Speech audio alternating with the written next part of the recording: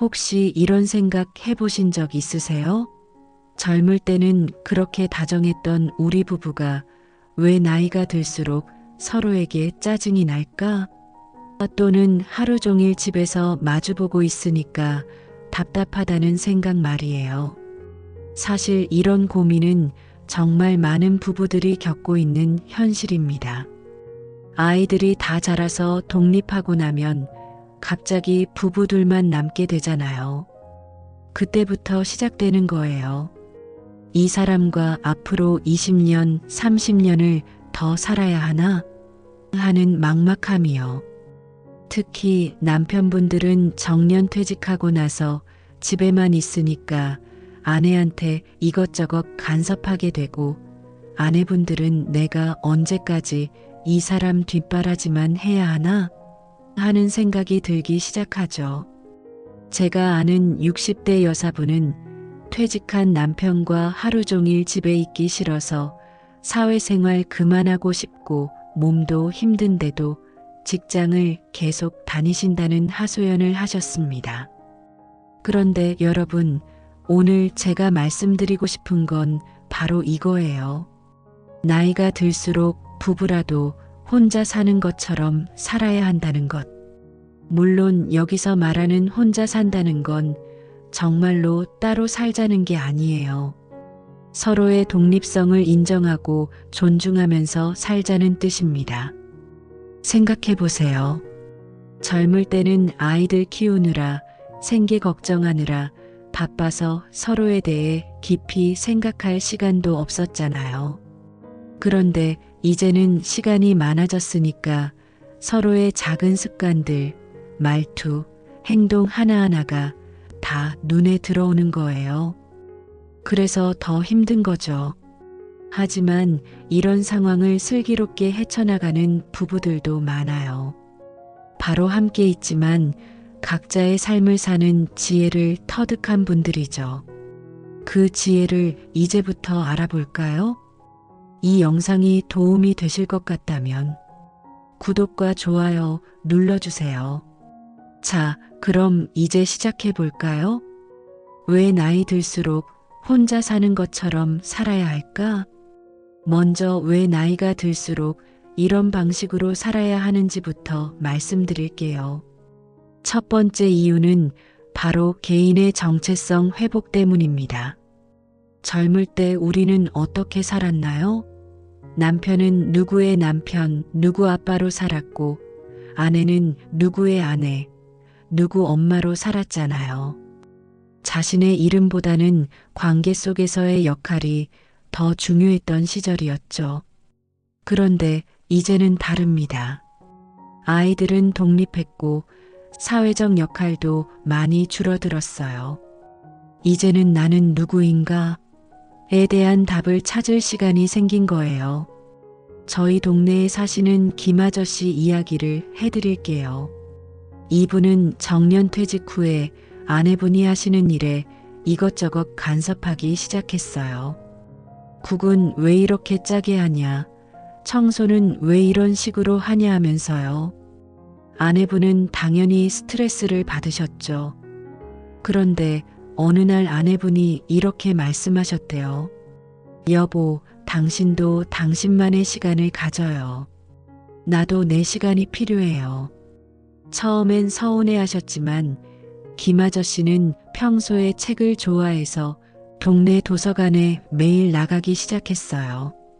그리고 아내분은 평소 좋아하던 서예를 다시 시작하셨고요. 6개월 후에 만난 이 부부의 표정이 어땠을까요?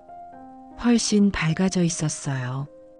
각자 할 일이 생기니까 서로에게 의존하지 않게 되었고 대화할 거리도 생겼던 거죠.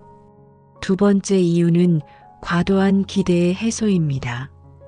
나이가 들면 자연스럽게 배우자에 대한 기대가 커져요. 이제 나이도 들었으니까 나를 더 이해해주겠지. 내가 원하는 걸 알아서 해주겠지 하는 기대 말이에요. 하지만 현실은 어떤가요? 50년, 60년을 살아온 사람의 성격이나 습관이 하루아침에 바뀔까요? 안 바뀌죠. 오히려 나이가 들수록 더 고집이 세지기도 하고요. 그래서 서로에게 과도한 기대를 하지 않는 게 중요해요. 내 배우자는 이런 사람이구나 하고 받아들이는 거죠. 그리고 내가 원하는 건 배우자가 아닌 다른 곳에서 찾는 거예요. 예를 들어 남편이 대화를 별로 안 좋아한다면 친구들과 대화를 많이 하면 되는 거고, 아내가 여행을 좋아하지 않는다면 혼자서라도 가끔 당일치기 여행을 다녀오면 되는 거예요. 세 번째 이유는 건강한 거리감 유지입니다. 젊을 때는 바빠서 서로 볼 시간이 별로 없었잖아요. 그래서 함께 있는 시간이 소중했죠. 하지만 이제는 하루 24시간을 함께 보내게 되었어요. 아무리 사랑하는 사이라도 이건 좀 버거울 수 있어요. 적당한 거리감이 있어야 서로를 그리워할 수도 있고 만났을 때 반가울 수도 있는 거예요. 마치 자석에 같은 극끼리는 밀어내지만 적당한 거리에서는 안정적으로 존재할 수 있는 것처럼요. 그럼 이제 구체적으로 어떻게 살아야 하는지 알아볼까요? 첫 번째는 각자만의 공간을 만드는 거예요. 집이 크지 않아도 괜찮아요. 작은 방 하나, 심지어 거실 한 구석이라도 좋으니까 나만의 공간을 만드세요. 여기서는 상대방의 간섭을 받지 않는 거예요. 제가 아는 한 부부는 이렇게 하셨어요. 남편분은 베란다 한쪽에 작은 책상을 놓고 자신만의 서재를 만들었어요. 아내분은 안방 화장대 앞을 자신만의 공간으로 꾸미셨고요. 중요한 건 서로의 공간을 침범하지 않는 거예요. 아무리 부부라도 여기는 내 공간이야 라고 하면 인정해 주는 거죠. 두 번째는 각자의 시간표를 만드는 거예요. 아침에 일어나서 잠들 때까지 모든 시간을 함께 보낼 필요는 없어요. 물론 함께하는 시간도 필요하지만 각자만의 시간도 꼭 필요하죠. 예를 들어 이런 식으로 해보세요.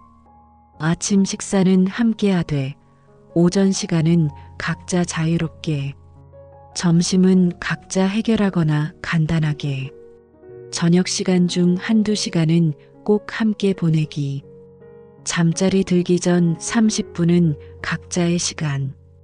이런 식으로 시간을 나누면 서로에게 의존하지 않으면서도 소외감을 느끼지 않을 수 있어요. 세 번째는 각자의 취미와 인간관계를 만드는 거예요. 정말 중요한 부분이에요. 부부가 모든 걸 함께 할 필요는 없거든요. 남편은 남편만의 친구들이 있고 아내는 아내만의 친구들이 있어도 되는 거예요. 아내가 친구 모임을 갈 때 꼭 따라가고 싶어 하는 남편들 많으시죠? 못 가게 하면 섭섭해 하시고요. 아내도 남편이 친구들 만나러 간다 하면 별로 달갑지 않으시지요? 그러나 나이 들수록 상대의 친구 모임을 존중해 주어야 해요. 취미도 마찬가지예요. 남편이 낚시를 좋아한다고 아내가 꼭 따라가야 하나요? 아니에요. 남편은 낚시 취미 활동을 하고 아내는 요가나 수영 같은 자신이 좋아하는 걸 하면 되는 거예요. 실제로 이렇게 하시는 분들을 보면 부부 관계가 훨씬 좋아져요. 각자 할 일이 있으니까 서로에게 지나치게 의존하지 않게 되거든요. 그리고 집에 돌아와서 서로의 하루 이야기를 나누면 대화거리도 풍성해져요. 네 번째는 경제적 독립성을 어느 정도 유지하는 거예요. 물론 완전히 따로 관리하자는 게 아니에요. 생활비는 함께 관리하되 각자 자유롭게 쓸 수 있는 용돈 정도는 따로 두자는 뜻이에요. 이렇게 하면 내가 뭘 사려고 하는데 상대방 눈치를 봐야 하나 하는 스트레스가 줄어들어요.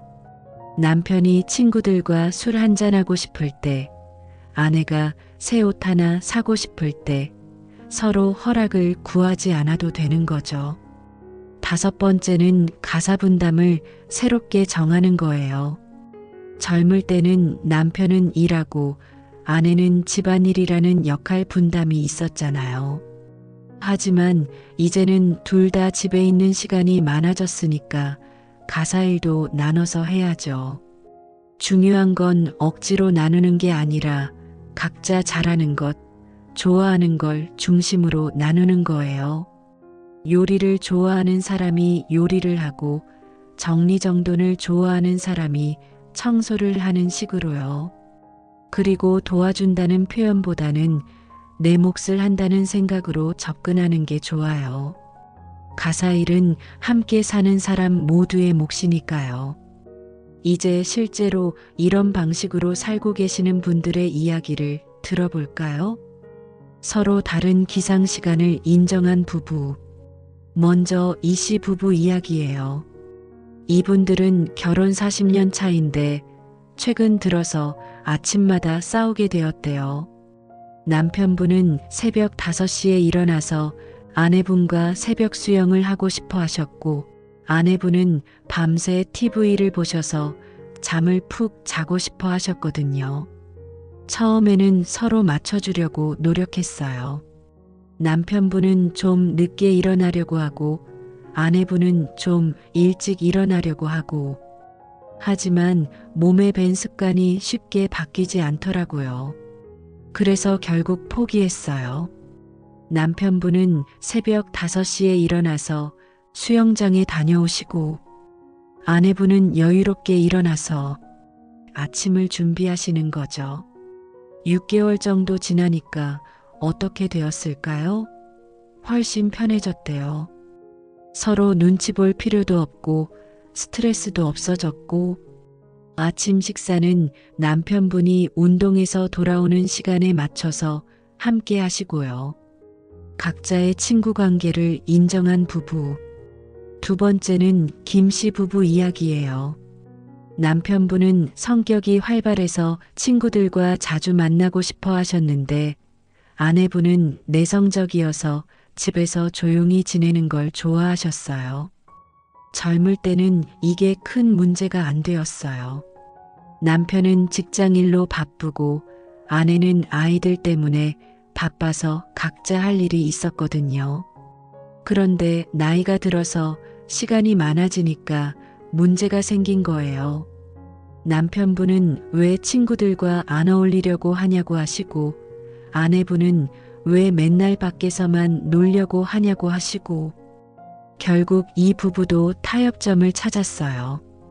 남편분은 일주일에 2-3번 친구들과 시간을 보내시고, 아내분은 집에서 독서를 하거나 종교활동을 하거나 하는 식으로요. 대신 주말 중 하루는 꼭 함께 시간을 보내기로 했어요. 지금은 어떠시냐고 물어보니까 훨씬 만족하신다고 하더라고요. 서로 강요하지 않으니까 스트레스가 없어졌고, 각자 재충전할 시간이 있으니까 함께 있을 때도 더 즐겁다고 하세요. 여행 스타일이 다른 부부. 세 번째는 여행을 좋아하시는 부부인데 여행 스타일이 정반대였어요. 남편분은 계획적으로 여행하는 걸 좋아하시고, 아내분은 즉흥적인 여행을 좋아하셨거든요. 젊을 때는 아이들 때문에 여행을 자주 못 갔으니까 이게 문제가 안 되었는데, 이제 시간이 생기니까 여행 계획을 세울 때마다 의견이 안 맞는 거예요. 그래서 이 부부는 이렇게 하기로 했어요. 1년에 4번 여행을 간다면 2번은 남편 스타일로, 2번은 아내 스타일로 가는 거예요. 그리고 각자 혼자 떠나는 여행도 1년에 1번씩 허용하기로 했고요. 처음에는 부부인데 따로 여행을 가도 되나? 하는 생각도 있으셨대요. 하지만 막상 해보니까 너무 좋더라고요. 각자 원하는 방식으로 여행하니까 스트레스도 없고, 돌아와서 서로의 여행 이야기를 나누는 재미도 생겼고요. 하지만 이런 방식으로 살 때 주의해야 할 점들도 있어요. 첫 번째 주의점은 각자 살되 소통은 계속해야 한다는 거예요. 혼자 사는 것처럼 산다는 게 아예 말을 안 하고 지내자는 뜻은 아니거든요. 오히려 더 의도적으로 소통해야 해요. 하루에 한 번 30분이라도 좋으니까 서로의 하루 이야기를 나누는 시간을 가지세요. 오늘 뭐 했어? 어떤 기분이었어? 내일은 뭐 할 거야? 같은 간단한 대화라도 좋아요. 그리고 중요한 결정은 여전히 함께 해야 해요. 큰 지출이나 이사, 건강 문제 같은 건 혼자 결정하면 안 되죠. 두 번째는 외로움에 주의해야 한다는 거예요. 각자의 시간을 갖는 게 좋다고는 하지만 너무 과하면 외로워질 수 있어요. 특히 성격이 내성적이거나 사회 활동이 적은 분들은 더욱 그래요. 만약 혼자 있는 시간이 외롭다면 그 시간을 줄이고 함께하는 시간을 늘려야 해요. 중요한 건 적절한 균형을 찾는 거예요. 세 번째는 각자 살더라도 상대방을 무시하면 안 된다는 거예요. 가끔 나는 나대로 살 거야 라고 하면서 배우자를 아예 신경 쓰지 않는 분들이 있어요. 이건 독립이 아니라 무관심이에요. 서로의 독립성을 인정하되 여전히 배우자로서의 배려와 관심은 보여줘야 해요. 몸이 아플 때 챙겨주고 좋은 일이 있을 때 축하해주고 힘든 일이 있을 때 위로해주는 거죠. 네 번째는 급격한 변화는 피해야 한다는 거예요. 내일부터 갑자기 모든 걸 바꾸려고 하면 상대방이 당황할 수 있어요. 천천히 대화를 통해서 바꿔나가는 게 좋아요. 요즘 내가 좀 답답한 것 같아서 각자 시간을 좀 더 가져봤으면 좋겠어라고 솔직하게 이야기하는 거죠. 그리고 상대방의 의견도 충분히 들어보고요. 자, 여러분. 오늘 말씀드린 내용을 한 번 더 정리해 보면 이렇습니다. 나이가 들수록 부부라도 혼자 사는 것처럼 살아야 한다는 건 서로의 독립성을 인정하고 존중하면서 살자는 뜻이에요. 이를 위해서는 각자의 공간과 시간을 만들고 각자의 취미와 인간관계를 갖고 적절한 경제적 독립성을 유지하는 게 중요해요. 하지만 이 모든 것의 전제는 사랑이에요. 서로를 사랑하기 때문에 상대방의 행복을 위해 거리를 두는 거거든요. 미워서 떨어져 사는 게 아니라 사랑하기 때문에 서로에게 숨 쉴 공간을 주는 거예요. 그리고 이런 방식으로 살면 어떤 좋은 점이 있을까요? 첫째, 서로에 대한 감사함이 생겨요. 당연하게 여겼던 것들이 소중하게 느껴지죠. 둘째, 새로운 매력을 발견하게 돼요. 각자의 시간을 통해 성장한 모습을 서로에게서 발견할 수 있어요. 셋째, 스트레스가 줄어들어요. 서로에게 과도하게 의존하지 않으니까 부담이 줄어들죠. 넷째, 더 건강한 관계가 돼요. 의무감이 아니라 선택으로 함께 있게 되니까요. 마지막으로 여러분께 당부드리고 싶은 말씀이 있어요. 이런 변화는 하루아침에 이루어지지 않아요. 시간이 필요하고 서로의 이해와 배려가 필요해요. 처음에는 어색할 수도 있고 때로는 외로울 수도 있어요. 하지만 조금씩 천천히 시도해 보세요. 그리고 무엇보다 중요한 건 이 모든 것이 서로를 더 사랑하기 위한 방법이라는 걸 잊지 마세요. 떨어져 있어서 그리워하고 함께 있어서 행복한 그런 관계를 만들어가는 거예요. 오늘 영상이 여러분의 행복한 노후에 조금이라도 도움이 되었기를 바랍니다. 마지막으로 오늘 영상이 도움이 되셨다면 구독과 좋아요 꼭 눌러주시고요. 주변에 이런 고민을 하고 계신 분들이 있으시면 이 영상을 공유해 주세요. 여러분의 노후를 응원합니다. 건강하고 행복한 하루 보내세요.